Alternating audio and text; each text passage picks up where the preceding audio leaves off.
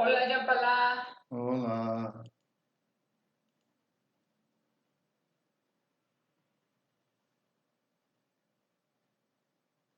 Okay.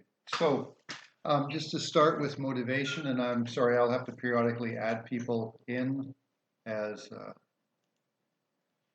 I'm going to add people in, so it'll be a bit disjointed for a few minutes.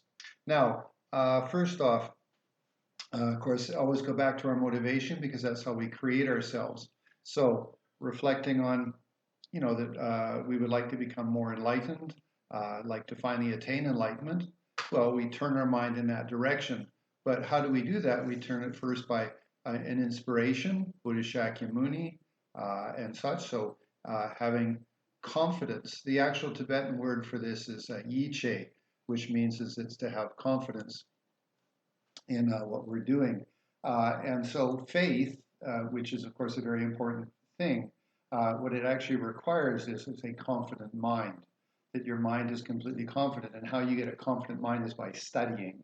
So if you don't study, you can have faith, faith because I believe that there's three types of faith. You can have faith by inspiration, faith by example, or faith by knowledge.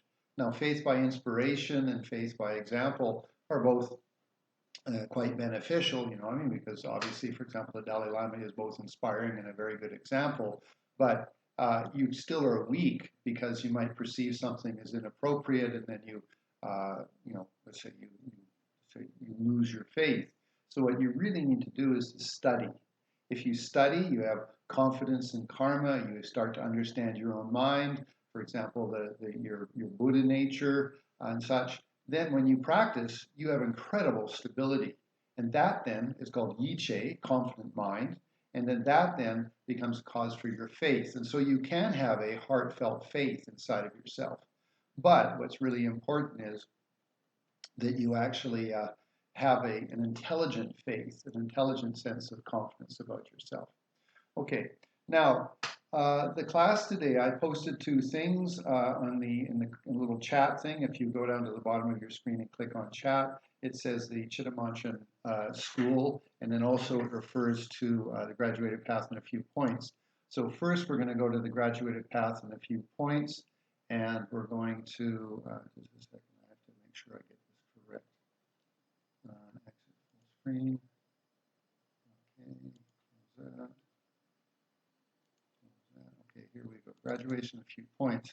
Now, so these, I highly recommend you memorize these points because these points are just so basic to your practice. And by memorizing them, you know what you're doing with yourself. I mean, as a teacher, I memorized this extensively. I mean, all the sub points and everything. I mean, to some extent, I'm now almost 70, so I can't say I'm perfect anymore, but I used to be really good. And by memorizing as a teacher, you know exactly what to teach, where to teach, what's the progression. Now, the other side of it, of course, as developing our personal develop capacity, that really then is important.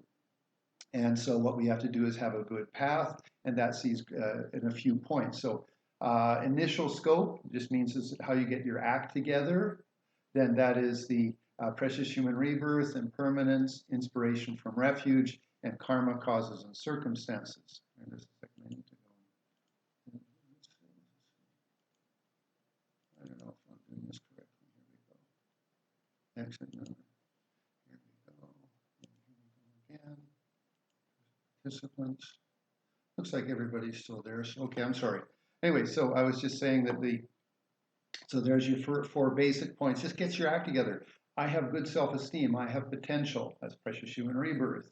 And I want to take advantage of it. I'm not here forever. That's impermanence. And then I'm inspired by Buddha Dharma Sangha. Then that's the real sort of the real basis, especially the Dharma. And then finally being careful of my karma.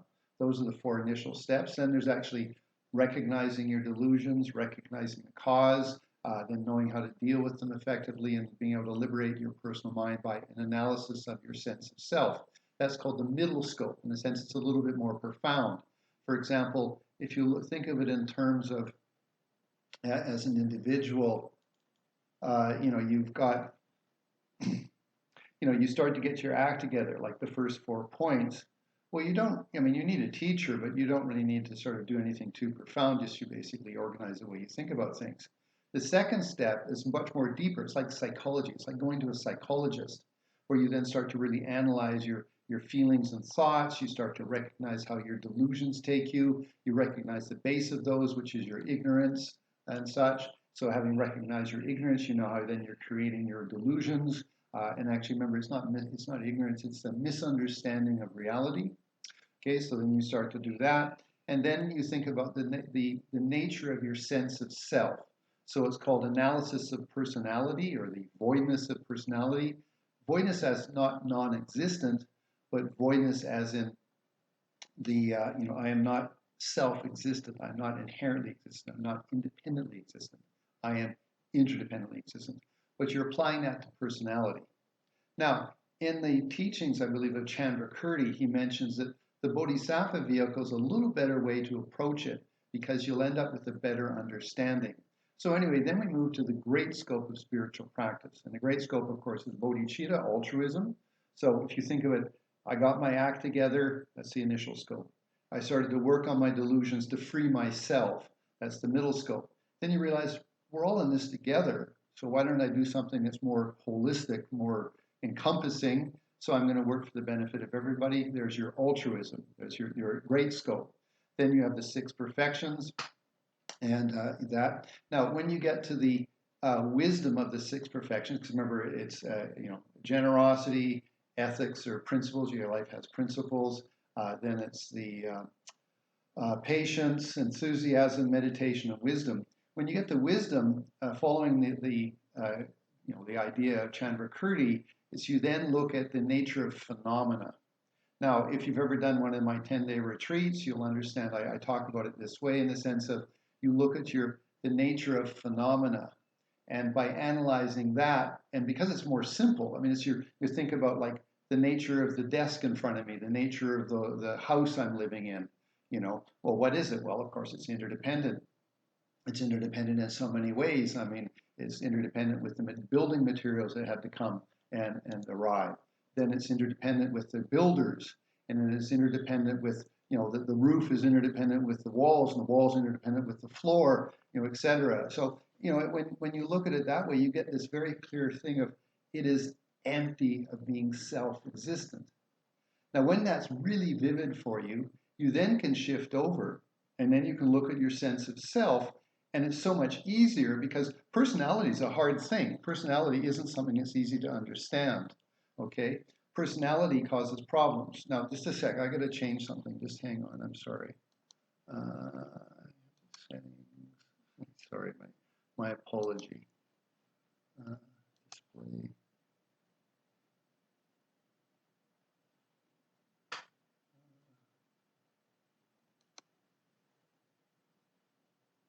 Okay, I can't get it done. I'm sorry. Sorry, guys. Okay, don't worry about it. Okay, I'm going to stop this. Okay, sorry, so what I was saying. So if you get a clear sense of how things are empty of being self-existent in the phenomena, when you move over to your sense of self, it's very much easier because you understand your sense of self. You understand that it is also created by many dynamics, many causes and circumstances and such.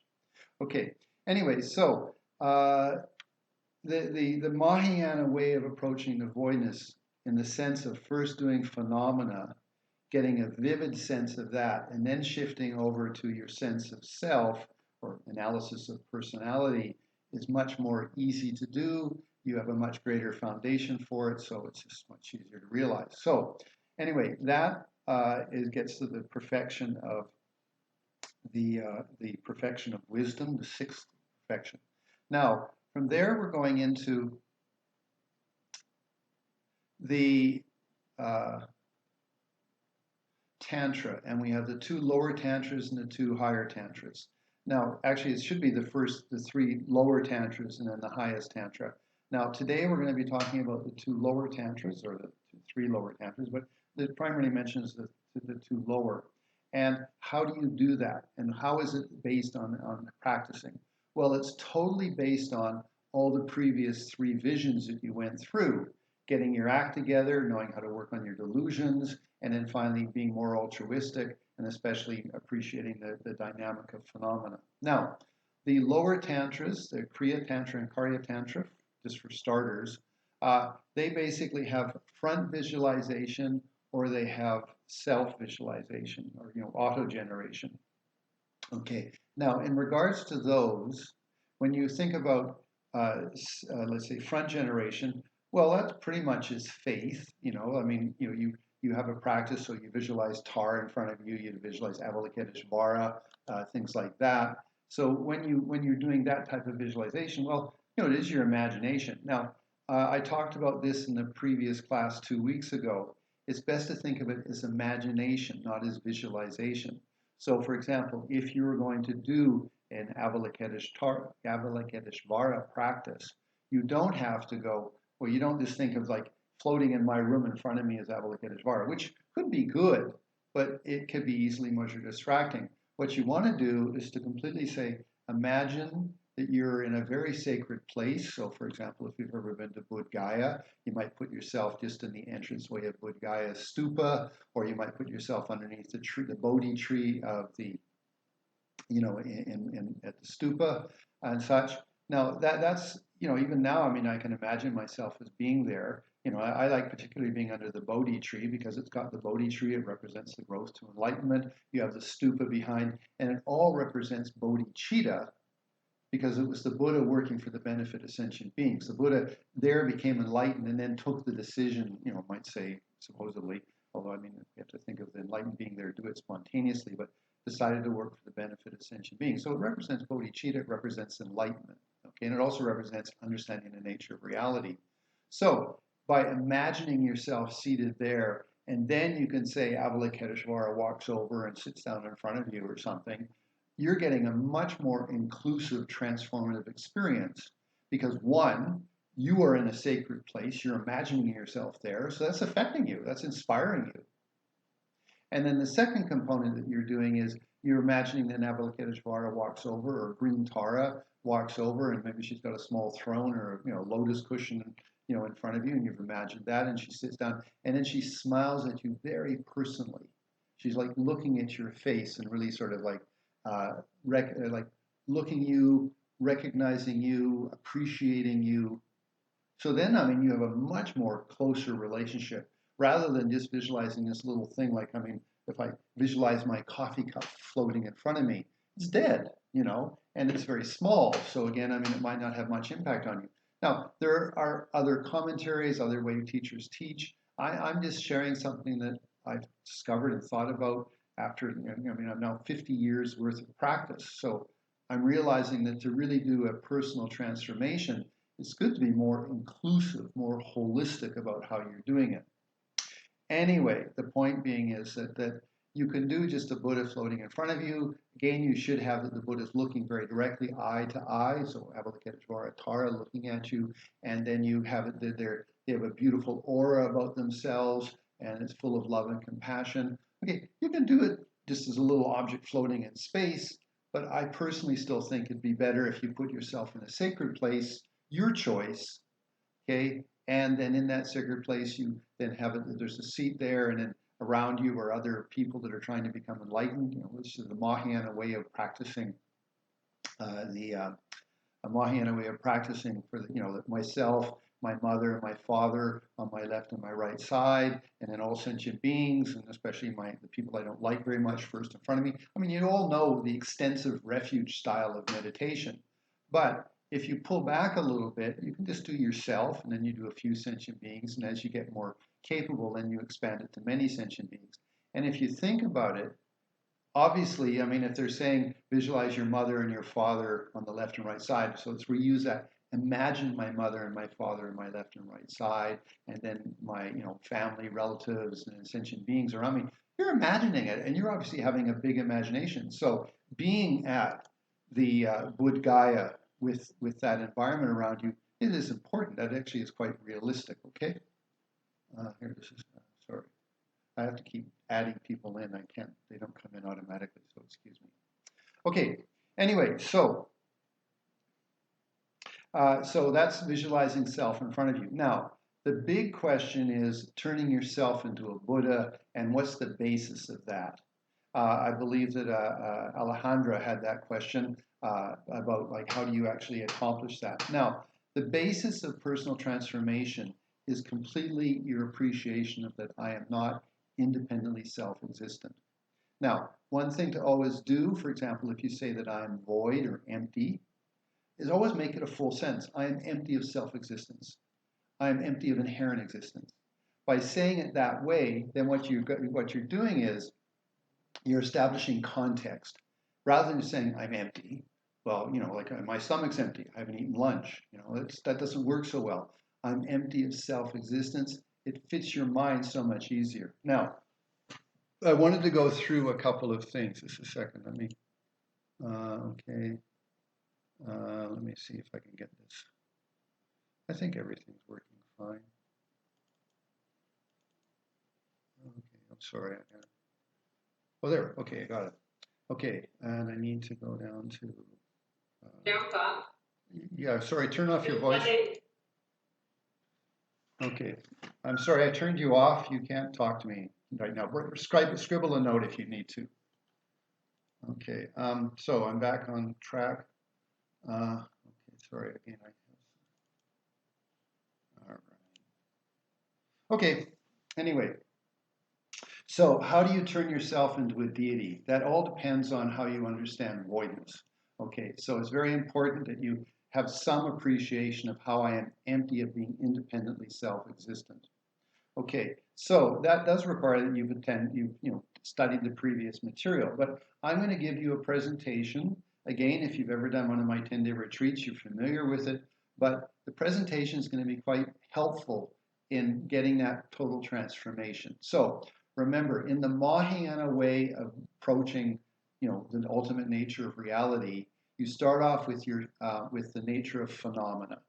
Okay, so the good thing to work is just normally the traditional one is you look at a car and you say, look, the car is not, what is a car? Well, it's merely a label because the tires aren't the car, the door isn't the car, the hood isn't the car, the engine isn't the car. All of that together is car, but there's no thing that is actually real independently existent car. Okay, now that's the example that's traditionally given, and it's because, that was sort of, I guess, the way they wanted to do it. We're much more educated. And I don't mean that they weren't educated, but we have education a little bit different way. And that education is that you do it off your body. Now, again, if you've studied a bit of Buddhism, you have the 5 aggregates. You have form, feeling, thought, perception, consciousness, okay? Now, your body is not considered part of your sense of self. It's considered part of phenomena, okay? Phenomena is all the physical things around you, including your body. Your mind, which is then be the analysis of personality, is feelings, perception, feelings, thought, perceptions, thoughts, and consciousness. That's your analysis of your sense of self.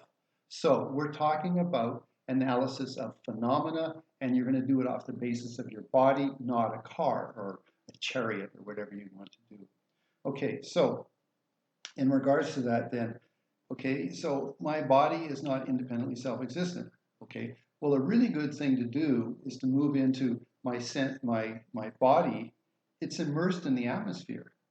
I mean, think of it in terms of that you're literally swimming in the atmosphere. You're no different than a fish. And a fish swims through the atmosphere. Now, we're like bottom feeders. We're like little crabs running around on the surface or the bottom of the ocean. But the point is that we should try to get that sense of immersion. Because if there were holes in the atmosphere, suddenly you couldn't breathe. But you can always breathe. You can always move through it, So therefore, you start to build this greater construct that I do not exist independently. I exist interdependently with the environment, the atmosphere around me. It touches every pore of my skin. Okay, so I'm immersed and it's touching me all around. And then you can say, well, I'm inhaling and exhaling, so it's penetrating inside of my lungs, and then it goes to the blood, and it goes to the heart, and then it's pumped throughout my body. So then you can shift over and say, well, I am completely empty of self-existence. I'm like a sponge in the ocean. I'm immersed down inside of the ocean, and I'm completely immersed, penetrated, And literally every cell of my body needs to breathe. If it stops breathing, if it stops participating with the atmosphere, I'm dead, or that part of my body dies. Okay, so you start to build this sense of I physically am completely empty of any independent, inherent self-existence. So I'm still existing because I'm alive. I'm immersed in the atmosphere. I'm penetrated by the atmosphere. Every cell of my body participates. The marrow of my bones participates. My bones participate. Maybe my bones don't breathe, but they participate by the temperature of my body, the humidity of my body. So you start to build this very, very good concept of construction of, okay, that although I have a sense of myself, and I think my body sometimes is very independent. I can do what I want. I can get on an airplane and fly to Toronto or something. That's all just an illusion. I am continually immersed in the atmosphere. So you build up that very clear sort of sense of being, okay? And that it then understands as being empty of independent self-existence. So I am empty of any independent self-existence. Now, when you then move to your personality, so you have that vividness that I do not self-exist, that I am interdependently existent. Then you move that clarity of that experience of the immersion, the penetration, I am completely open. Then you move it to your sense of self. And your sense of self is, for example, okay, I'm a man, I'm a woman, I'm of such and such an age, I can speak English, or can yo hablo español, or I mean, you can say I speak Tibetan or whatever it is, you know, and then I had this education, I had these emotional experiences, and you go like, wow, I'm not self-existent, I'm an interdependently existent phenomena. Not one part of my mind is independently self-existent. My mind is complete, you could say well, an open system, interdependent, empty of any self-existence. Now you are working relative level of truth, meaning is phenomena are appearing, but you're appreciating them appropriately. Now, in regards to that, when we talk about, well, okay, so on a relative level, all phenomena are interdependent. They don't exist independently because if they were independent, they couldn't communicate with each other. They couldn't participate. You couldn't have something happen. Now, if you then move to your, like, okay, so you have this greater sense of self, greater sense of being interdependent, empty of independent self-existence, then you have to move to the ultimate. Now, in this case, Milarepa, I mean, it's the picture behind me, he says it's the one taste of reality. And that means is that you then have to say, well, if everything is equal, it's all like pea soup. There's no differentiation. There's not like, I mean, yeah, the phenomena are appearing differently, but there's not really different. They're not really like, you know, well, they're not independently existent. They're all interdependently existent. So they are all pervaded by the nature of not being self-existent. And so therefore, my mind, if I touch one phenomena, for example, come back to your body. My body is completely immersed. My body is completely penetrated. Every cell of my body, every molecule of my body is participating. It has to be an open system. When I get that, then I just let go of any particular phenomena and I go into the empty of space. Empty like the space of the sky. I'm empty of independent self-existence. Now, when you do that, what you have to then say is that that's my ultimate nature. That is completely I am without even an atom, a molecule of independent self-existence. I am open like the space of the sky, but no phenomena can appear. Because if some little phenomena started to pop up, then somehow that's independently existent. But no, you touch the nature of all phenomena. So when your mind touches the nature, you can then go into empty of self-existence, open like the space of the sky. Now, in doing that, there's an analogy. In the Nyingmapa tradition, they often, for example, you go to a high mountain, you go to a cliff, and you look out into the space of the sky. There was a story of one particular individual who gained a realization of Mahatma or Dzogchen lying on his back and looking at the open space of the sky, and he heard a dog bark and he suddenly got it. Okay, these are the traditional ones, but we have the luxury of having been flying in airplanes. So I want you to allow yourself to imagine you're in a jet at like 30,000 feet in a clear sky. It's clear day, sunny sky. Your body in the plane keeps going, and you are just that open space of the sky. And you have to then understand I am empty of any inherent independent existence. My body, if you were doing it off of your body, because Geshe Dargi said, if you catch the emptiness of self-existence of one phenomena, you immediately can pervade that to all phenomena. And if you pervade it to all phenomena, then you can rest in that because it's the nature of all phenomena. Remember, we're talking about the nature of phenomena, not the individual phenomena. So you touch one thing. So we said our body. Every cell, every atom, every molecule of my body is immersed and penetrated in this ocean of atmosphere. There's not one iota, one particle that can be independently existent. Okay, and then you say, okay, that I get it. I'm open, empty of self-existence. And then all the phenomena, because it's sort of like it pervades all phenomena, it touches all phenomena, like Milarepa said, one taste of reality, and you have open space of the sky. That's your ultimate nature. That's your most subtle nature. That's you could say it's your Buddha nature. Okay. Now in that, then you can regenerate yourself. For example, we're talking about the lower classes of Tantra, Kriya Tantra, Karya Tantra. So you could regenerate yourself as Tara. You could regenerate yourself as Avalokiteshvara. You could regenerate yourself as Vajrapani. Now, why? Because none of the karma that you've accumulated at that point is independently self-existent. It's all just a play of dynamics. So what you're now doing is you're exercising intelligence, wisdom, into the nature of your sense of self, and you're reanimating yourself in the aspect of a deity, Tara Avalokiteshvara. Now, why is it appropriate? Because there's no part of you that was independently self-existent. It's very interesting. When you start to really, really think about the nature of reality, and especially that no phenomenon is independently self-existent, you can take one of your delusions that bothers you, one of the particular things that really hassles you, okay? And so, normally it comes up and it's like it makes your throat get tight and you get pain in your heart and you feel unhappy or whatever might be the case, okay? At that moment when that's happening, you can then say, no, this is not self-existent. And what you should say is, that delusion isn't a closed system. It's not a rock that I can't get anything into. Now, your intensity about that emotion might make it seem like a rock.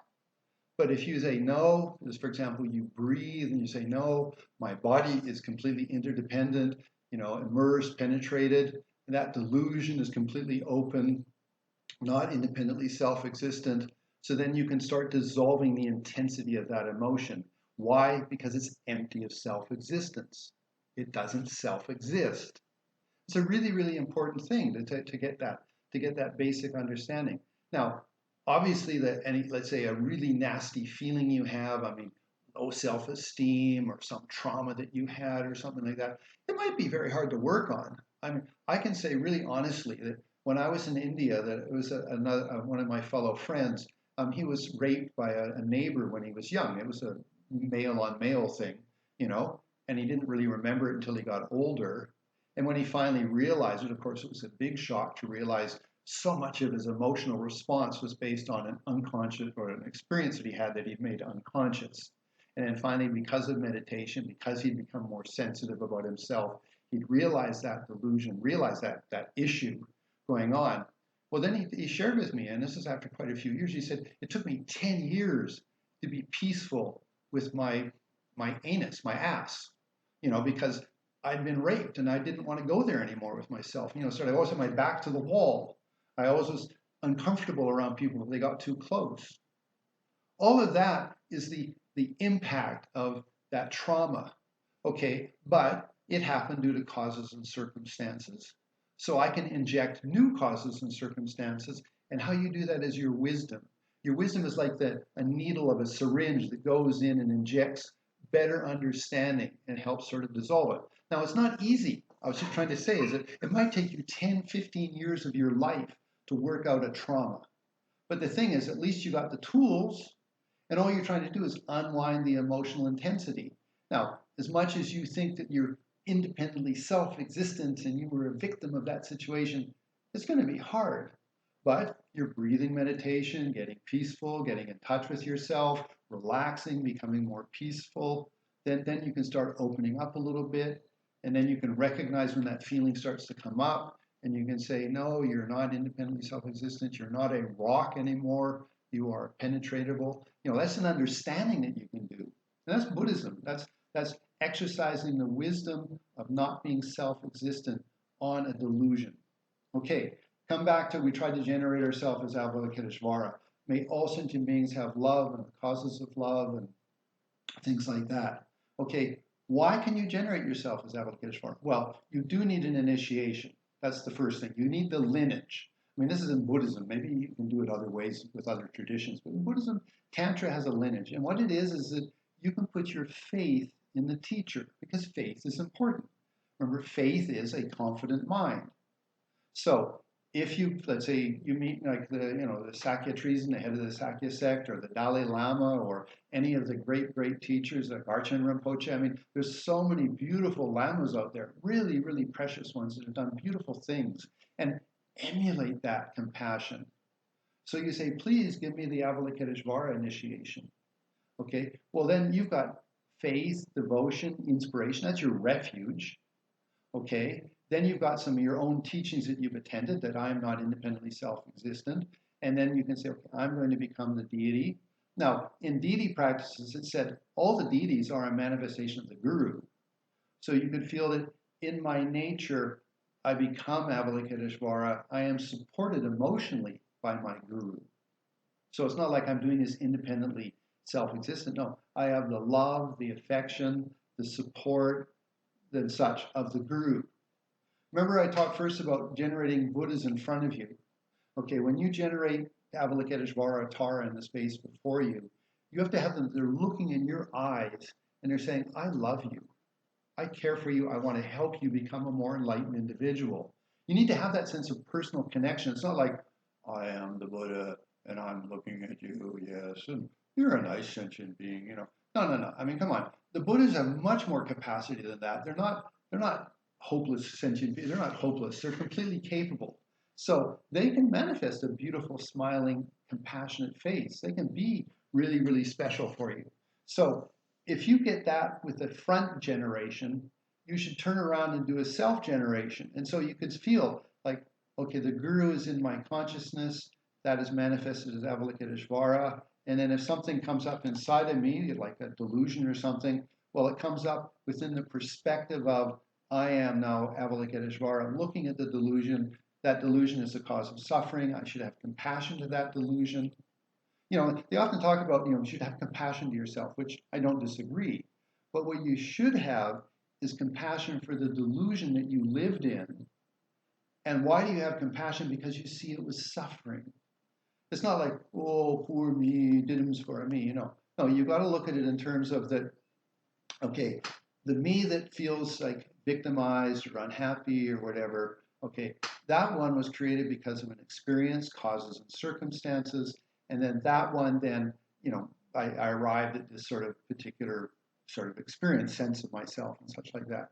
Okay, so what you want to do is to say that, okay, that I'm going to have a new perspective, a more enlightened perspective about that. And then you could say you end up with a polarity or a thing.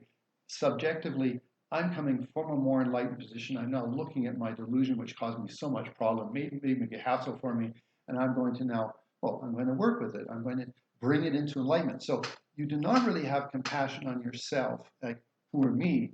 You have compassion for you could say you're misunderstanding you that made certain decisions and then created suffering. And so you have compassion to this delusion. You say, may I bring that delusion into enlightenment?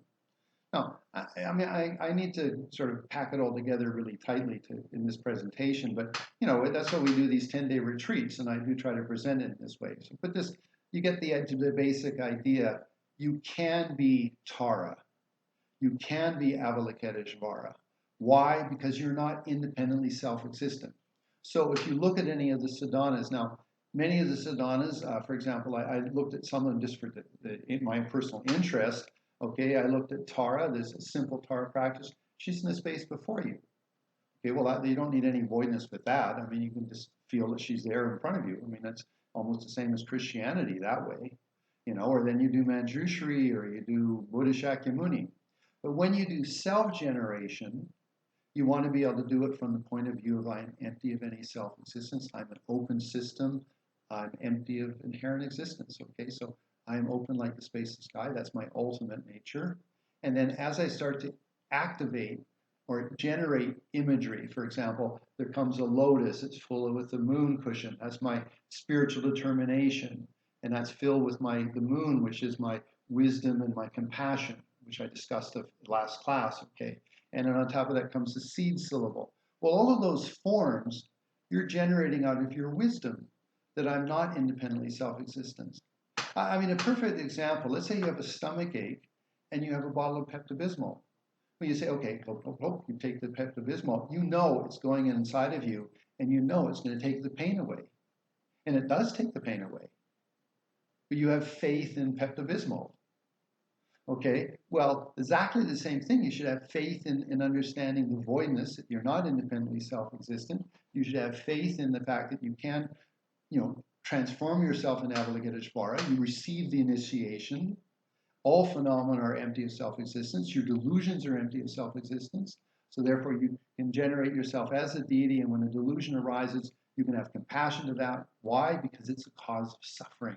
Compassion is generated off of empathy, and empathy then understands that with suffering and unhappiness, and then arises compassion.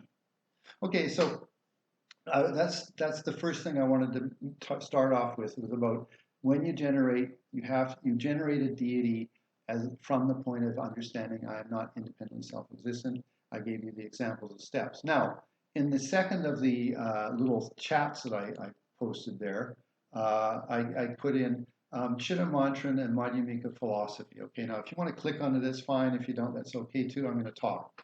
Okay, now I know that what I'm going to talk about is not a philosophical presentation of those two schools. These are both Mahayana schools, and then there's sub-schools in that. I mean, the Madhyamika, Swatantrika, Madhyamika, Prasangika, and blah, blah, blah. There's lots of philosophy and stuff like that. But you should try to look at it. These were meditation experiences, meditation capacities, ways that you should meditate. So we're going to start off with the Chitta which is so good. You know that actually most of the general ways that you meditate, it's so much easier to use Chittamantran philosophy. Now, in the little thing I put there, I gave you the points, okay? Chittamantran philosophy falls on three things. Everything is a reflection of your mind. All the phenomena are other-powered, and it is empty of existence. That is non-dual. Now, that's a little bit philosophical, but let's sort of go through it. Okay, right now you're listening to my voice. Well, you are only understanding my voice for what you understand of the words. If I say compassion, you might say, oh yeah, nice person, or nice feeling. Okay, that's what you understand. Let's say if I say that there's what's it called? Non-objectifying compassion. You go, I don't know. Okay, because the world is just a reflection of your mind. And if you don't have any understanding of non-objectifying compassion, you'll get compassion and you get some sort of like nebulous, I don't know, something, in the background, but you're not going to get the clarity because the world is a reflection of your mind. If you look at the house you're in, all the phenomena that reflects back to you, you're in the forms, you only understand them from what you understand. It's only a reflection of your mind. It's like, that's my wall, or that wall's yellow, or that wall's made with wood and gyprock, or, if that's what you have to understand, okay? Or when you see somebody, I mean, the best one, when you meet somebody and you're going to have a relationship with that person, you're only falling in love with the projection. And then 6 months later, you've realized what the person's really like. Man, that's how it works, I mean, really, it's actually, I tell you, Buddhism is so good in helping understand yourself. But the point still is the Chittamantran philosophy is really good because what you do is you gain ownership. if I'm seeing something a certain way, I'm seeing a reflection of my mind. Now, you could see someone that's, bad, someone that's causing pain to another person, okay, and you could say, evil person, or you could see them and you understand they're motivated by their delusion, and because they're suffering from the delusion, they're relying on that and they're causing pain to another. So you see a person who's beating another person, you have compassion because you understand them in a different way. You could see them as evil. You could see them as macho. You could see them as, I don't know, pathetic. I don't know. You could see all sorts of things. But if you have the right understanding, you'd say, whoa, that person was victimized and, or traumatized, and then you have compassion to that person. You don't have a judgmental view of them and such. It's very interesting, isn't it? The world is a reflection of your mind. So what you gain is ownership of your experience. I mean, this is Buddhism. It's not like God is the creator of our universe. It's not. We're not Christian. We're Buddhists. And Buddhist means I am the creator of my existence. Okay. So when you then take the Chittamantran philosophy, okay, it's the nature of reality. Now you could have done what I just said. You sat down, you did phenomena first, you're breathing, I'm immersed in the atmosphere, it's around every part of my body, because if it wasn't, that part of my body would die. Okay, not only is like am I immersed like a fish in the water, or like I'm at the bottom of a swimming pool. Okay, that's the first thing. And then you say, I'm inhaling. Wow, it's actually I'm penetrated. And then your intelligence, because we're well educated, we know that goes into the lungs, it goes to the blood gets pumped to the heart, all the organs, all the flesh, all the muscles, even the bones, everything gets that oxygen, and it gives it life. It just, remember at the first class, just to sort of go through, remember, everything is impermanent. These are 5 wisdoms. Now, in the Tibetan way, they do it as 4, but I like to do it as 5. Okay, I am impermanent. I'm always changing. That's a wisdom. That's an understanding. And if I don't have it, I get angry because something changed. Okay, everything is a continuity of causes and circumstances. Nothing is independently existent. I'm sorry, start over, sorry. Everything is causes and circumstances. Okay, it has a continuity of causes and circumstances. Nothing is arbitrary. So everything is impermanent, but it has a continuity of causes and circumstances. It's not arbitrary. Karma. Have a good attitude, you create causes for happiness. Have a negative attitude, you create causes of suffering. Okay, those two are quite linear because it's sort of impermanence, change. Causes, circumstances, this cause, that circumstance, this happened, effect, rather linear. When you get to interdependence, the 3rd wisdom, it means everything's more holistic. It's not so linear. So then you can say, okay, I'm in an ocean of interdependence.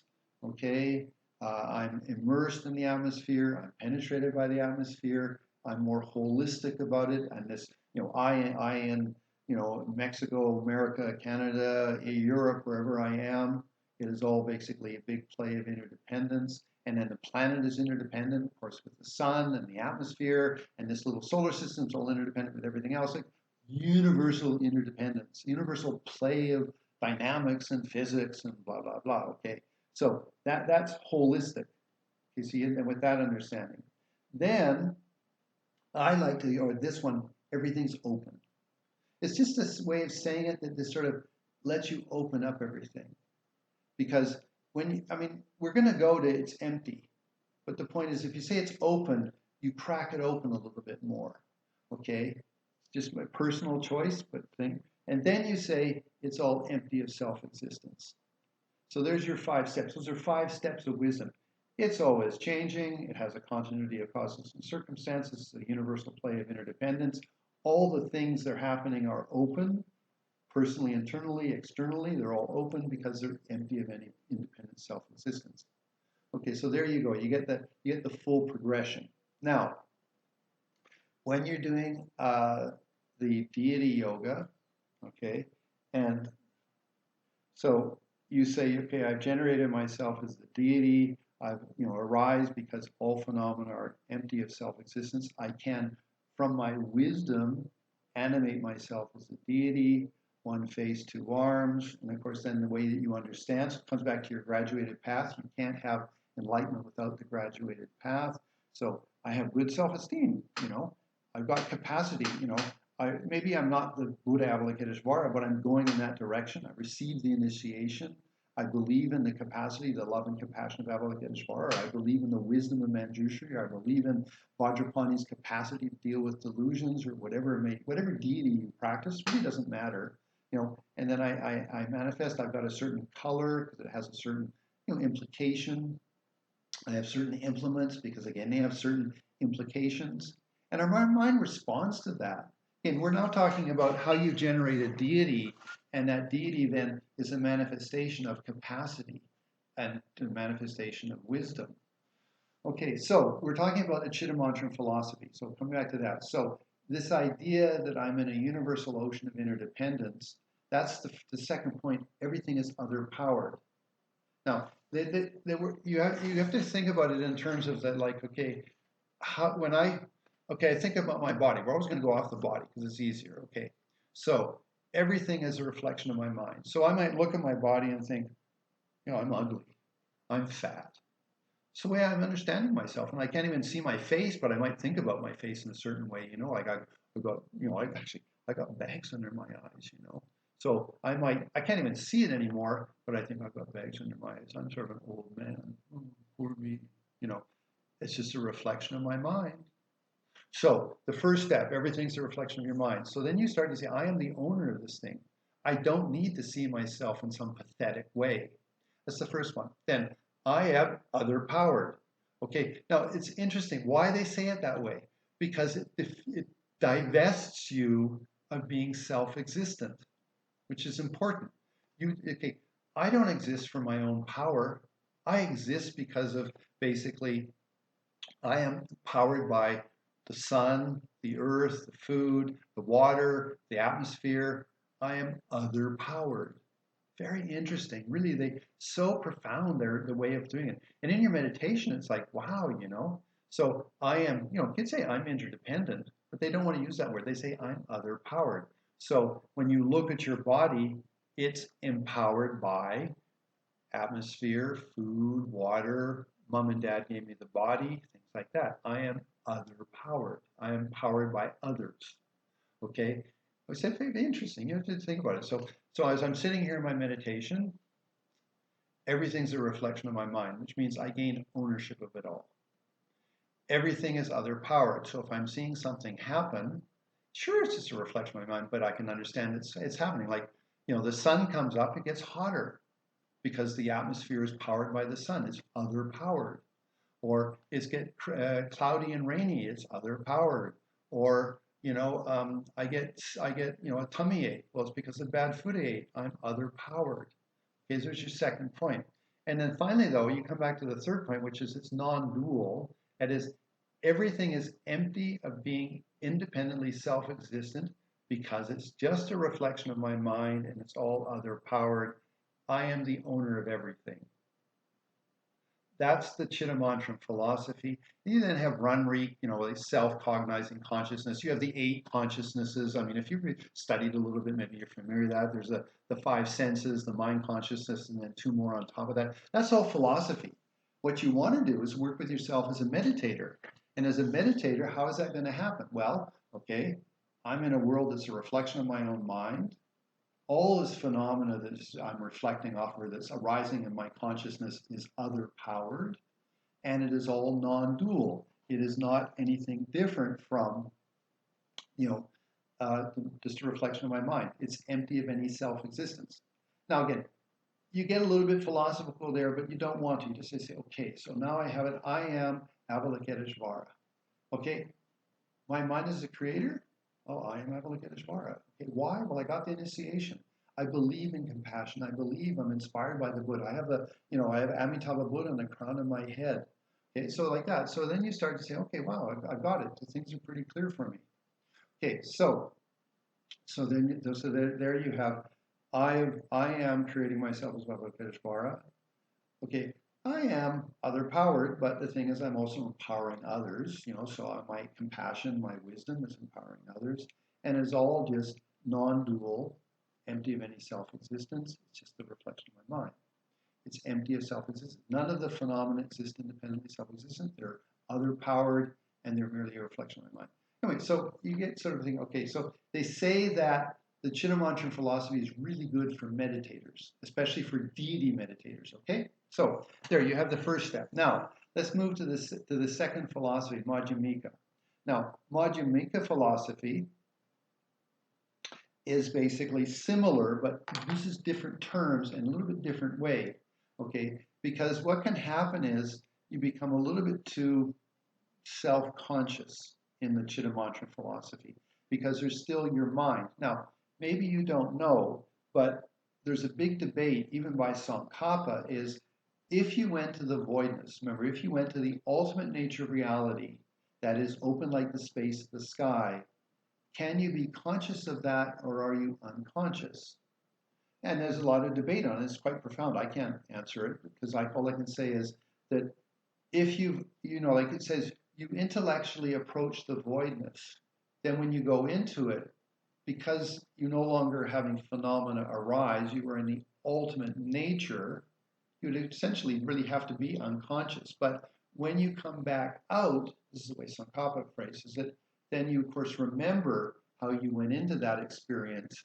And so therefore you are back in everything is interdependent, causes of continuity, causes of circumstances, everything is impermanent.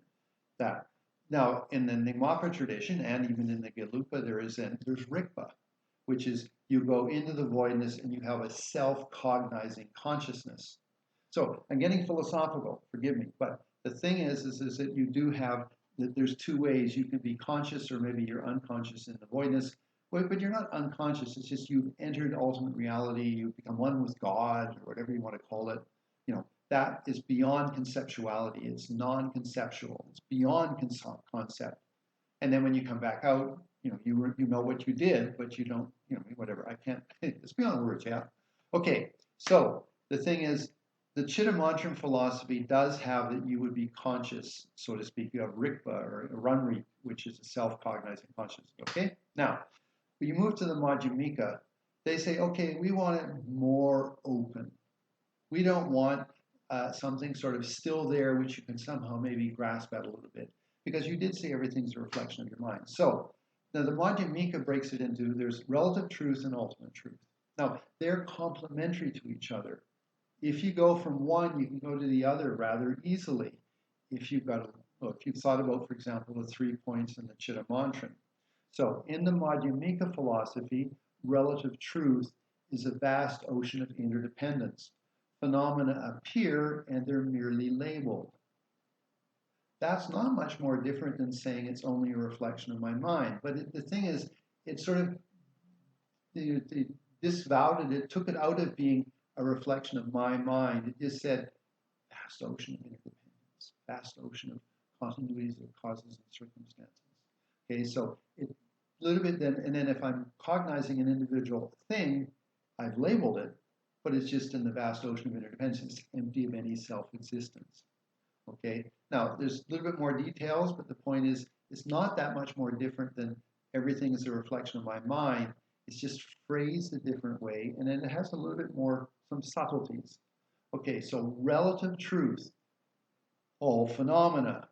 What is the nature of phenomena? Well, it's impermanent. What's the nature of phenomena? It's a continuity of causes and circumstances. Okay, it's got karma. It's not arbitrary. It's all interdependent.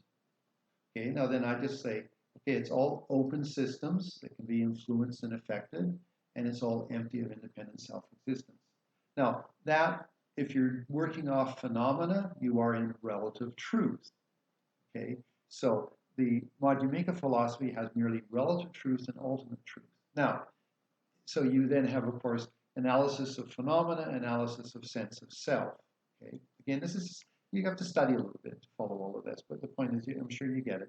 So, in the Chittamantran philosophy, you would do an analysis of phenomena, and you would do analysis of your sense of self. When you move to Madhyamika, same thing. But in this case, if it's relative phenomena, external or internal, it is all a play of impermanence, continuity of causes and circumstances, and it's all interdependent. It's all an open system.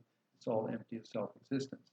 So they don't differentiate, like, because the Chittamantran philosophy a little bit it's good because you took ownership of what you're experiencing. That's good because you get ownership of it. You say, I'm responsible for what's happening to me. So Chittamatra philosophy is very good, but the Madhyamika philosophy, you got to let go a little bit. And you say, okay, if something's arising, I'm labeling it. Maybe I'm labeling it good or bad, but it's merely just a label, which is just a reflection of my mind. But they don't phrase it quite that way. They just say it's a play of interdependence. It's a continuity of causes and circumstance. It's always impermanent. And it's just I'm labeling it good, bad, up, down, nice person, bad person, angry person, desirous person, whatever, So you have all of those ways of categorizing, but they're just labels on phenomena that are empty of any self-existence. That's all relative truth, okay? Now, in the Madhyamika philosophy, when you move to the ultimate, then both the outside phenomena and the inside phenomena are empty, open like the space of the sky. Okay, so in that case, then you end up with just like there's this open space of the sky, nothing is independently self-existent. I have touched the one nature of all phenomena. So in the Chittamantran, you had non-duality, which is my mind, and if there's a phenomenon arising, it is of course other powered and it's whatever. Okay, so it's very, very good philosophy, but the Madhyamika just opens you up a little bit more. Okay, now this when you're doing a deity practice, okay, you can see Chittamantran philosophy is really good. Like I'm Avalokiteshvara, my mind's creating the world, everything is other powered. It's all just it's non-dual, it's just my own mind. Okay, that's very good for deity practice. Madhyamika would be much more like, okay, I internally and externally am a universal play of interdependence. I am open, all phenomena are open, we're all empty of independent self-existence, okay? So that then, then again, you have the ultimate, so open like the space of the sky, no form is appearing. I've touched the nature of reality, not the individual phenomena, the nature of all phenomena. And then from that, then I reanimate a lotus, the moon cushion, on top of that, the seed syllable. I become Tara. Great, Okay, and then everything, both internally, externally, the phenomena that arose, it arose from my understanding of the voidness, and then, I'm for the benefit of sentient beings. And then it's actually interesting. I mean, again, let's come back to what delusion arises. Okay, so you're sitting there and you're in your meditation. I'm Avalokiteshvara, I'm Tara. Okay, and as the delusion comes up, of course, it's not like a rock anymore, as much as you can have some deeper experience of itself as deity. It is open, empty of self-existence, okay? It can be penetrated. My compassion can penetrate it. How is my compassion penetrate? Well, that delusion causes suffering. My angry mind causes suffering. My low self-esteem mind causes suffering. It's an object of my compassion because it makes things miserable. And you can say, I empathize with you, pathetic mind that feels low self-esteem, because I understand that I've been there before. So then you say, okay, no, I have compassion for you. It hurts, And so then may I bring my low self-esteem mind into enlightenment. May I bring my angry mind into enlightenment. This is very interesting. Okay, so anyway, the point is that you are, okay, now you're in Madhyamika philosophy, not the Chittamantran, so a little bit different, but not much. I'm in a universal ocean of interdependence, internally, externally. It's all just merely labeled. So sure, it has some dynamics, some causes and circumstances that created a certain image and aspect, but it's not self-existent, it's just interdependently existent, and it's merely labeled. And of course, it can change. You have seed and the plant, and then the fruit of the plant. Whatever. Okay, that's all just plant, but it all went through these processes. That you can go to Nagarjuna's philosophy about, for example, where does a seed stop being a seed and start becoming a sprout? Or, Nagarjuna's great philosophy on the, okay, a second. So Lexus, I have trouble getting the five wisdoms out. Okay, give me a sec. Okay, so the point though is that Nagarjuna has great philosophy like, what is fire? Is fire the firewood? Is fire the fire? Okay, again, really very interesting. Or again, Nagarjuna, he's got so many analyses of it. Is the seed the sprout, or when does the seed stop being a seed and stop being a sprout? Is the seed self-existent?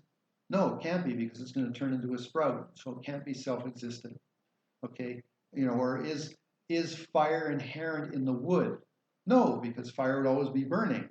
So wood is open, interdependent to the potential of something hot coming into it and then creating fire. So the fire is not independent. It needs the wood. It needs then the combustible cause, the spark or whatever. All phenomena are empty of self-existence. Negation is phenomenal in that regard. Okay. Anyway, so so Alexis, just remember the 5 wisdoms. Used to your fingers, impermanent, karma, causes and circumstances. It's all play of interdependence. And then this one I just add open, and finally it is empty of any self-existence. That can be recognized on a relative phenomena. And if you go to the ultimate nature, then you're just focusing on the nature of phenomena, which is impermanent, quantity, cause and circumstance, interdependent, open.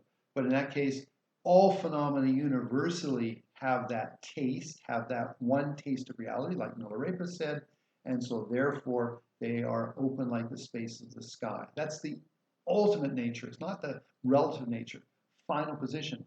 But as soon as you come out of the ultimate nature, phenomena manifest, which are interdependent, by a play of causes and circumstances, always changing. So you can go back and forth from ultimate to relative, relative to ultimate. It should be smooth. Nagarjuna says that. He says, the king of all reasons, or the queen of all reasons, is interdependence. If you understand interdependence, you understand the void. If you understand the void, you understand interdependence. Anyway, okay, now, so let's come back to the generating self as deity. Okay. Oh, hey, we've been an hour and 5 minutes. Okay, good. All right. So I wanted to talk about the 3 lower tantras, Kriya, Karya, and or Karya, Kriya, and Yoga. Okay, and they are whether front generation or self generation. You can do that by your understanding of the voidness, that there's not one atom, molecule, iota of you that's independently self-existent. If you understand that, like the wisdoms I went through, you dissolve you open up your sense of self and the nature of your body. They are empty, and then from there, from your wisdom, you manifest yourself as the deity. Now, the deity is a manifestation of a graduated path of enlightenment, which was the first and the second class I gave. That's why you need to think about, I've got good self-esteem. I'm radiant. I appreciate what's important and not important because things are impermanent. My body's impermanent, my relationships are impermanent, my possessions are impermanent. So that just means if I put emphasis to the outside phenomena, I'm making an error. I should put an emphasis to my inner quality. Practice generosity with my possessions. Be a source of wisdom and compassion and peace and whatever else to my relationships. And with my own body, may I use it to become more enlightened individual. So then I know what's important. Then I'm inspired with the Dharma Sangha. I'm be careful with my karma.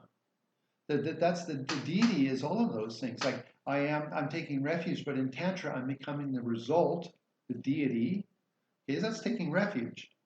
I mean, there's what's called cause refuge and result refuge. Cause refuge is, I take refuge in Buddha, Dharma, Sangha from now until the attainment of enlightenment. I work for the benefit of all sentient beings. May all beings be happy. That's cause refuge. Result refuge is you become a Buddha. Okay, so that. Anyway, so there's that. Then there's I know how to deal with my delusions. Why? Because they're not self-existent. That's also the deity. That's the implements and the beauty of the deity is that the deity is beautiful because it's liberated itself. It's liberated delusions.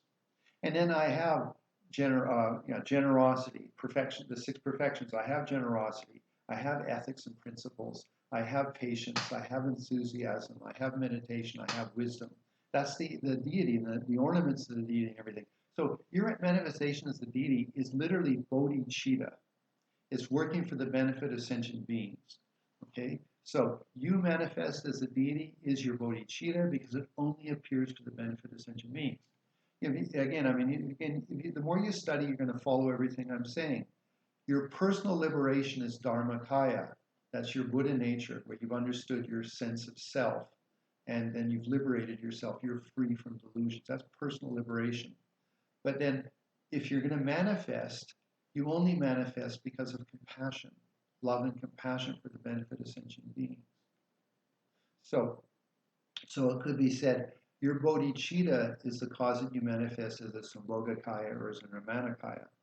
But anyway, the point, so we covered the first three levels of Tantra, okay, and it's all based on the understanding of voidness. Now, there are meditations within that are quite profound. For example, if you're doing generation of yourself as Tara Avalokiteshvara, you in your heart chakra, you could then meditate on abiding in sound or abiding in light.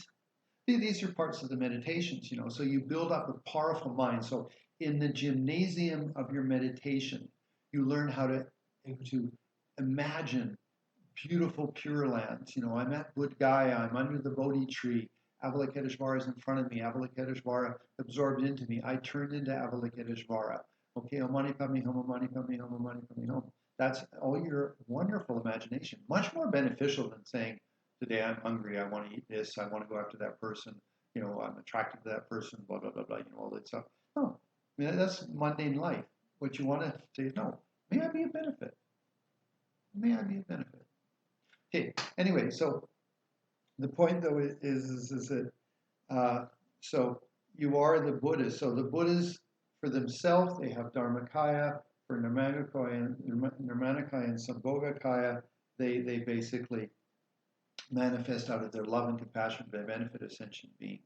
Okay, so that's those ones. Now, again, so when you generate yourself as the deity, you can then, and you've got some fairly good stability in that, then you move to more subtle meditations, which is abiding in light or abiding in sound.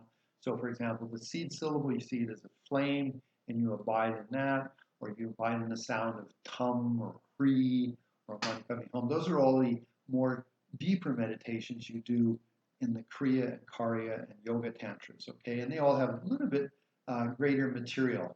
Next Sunday, we're going to do Anuttara Yoga. And again, all of the Anuttara Yoga is exactly the same as the way I just described it, except a little bit more profound technique. So that concludes today. Now, first off, there's 25 of you online. There is a chance for you to ask questions. So if you have questions, please ask it. So I see Robert's got a question. I guess he turned on his microphone.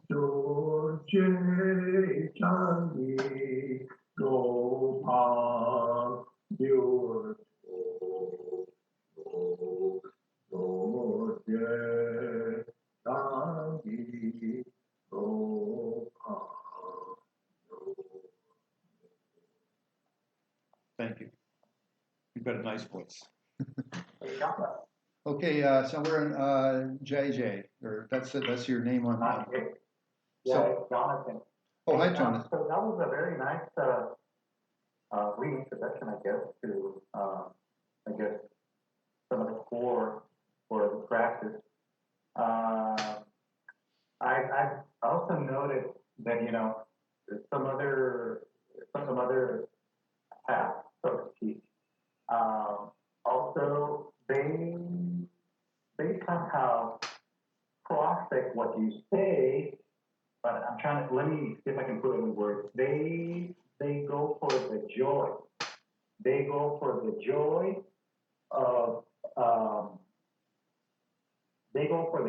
of experiencing, I guess, what would be translated as the higher being, or getting close to the joy. Is there anything comparable here? Because I guess what you it's a very, very nice way to put. Yeah, okay, I can answer you. You have to be a little careful about what's the object of your joy. In the sense that if you're getting closer to reality and you're saying, wow, this is great, okay, that could become a cause of you're personally, basically, you are sort of self-indulging. You're saying, oh, yes, this is so good. I feel so good, No. So what you want to do is you want to say, okay, wow, this is beautiful.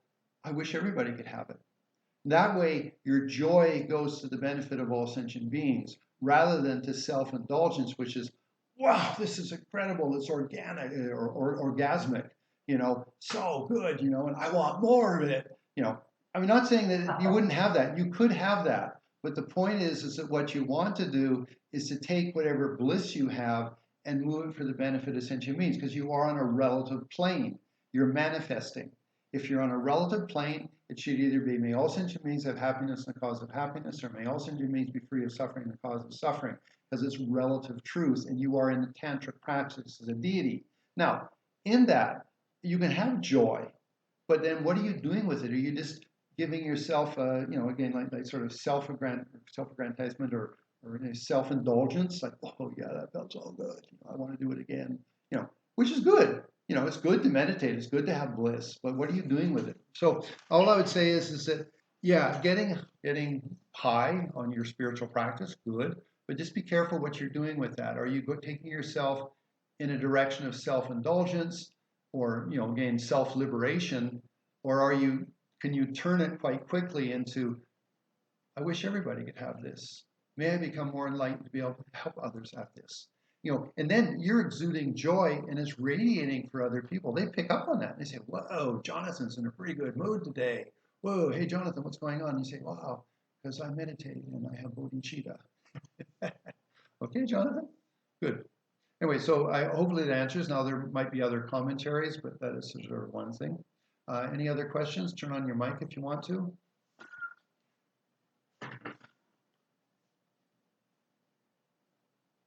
Okay, I will be, this is going to be, I recorded this on a video and I'm going to put it on YouTube. So it'll have the video, because on this, it only does it with the sound. Now I can send you the sound recording. Just send me an email, and once this is all processed in Zoom, I can send you the link for being able to download the audio, and I will be posting it on YouTube where it'll be a video and you can see me talking with Milarepa behind my back, okay? Okay, Safu, hi Safu. Safong Fu, sorry, Safong. Nice to see you there. Big hug. Any other questions? We have a few more minutes if you want. It's actually, we went for an hour and 15 minutes today.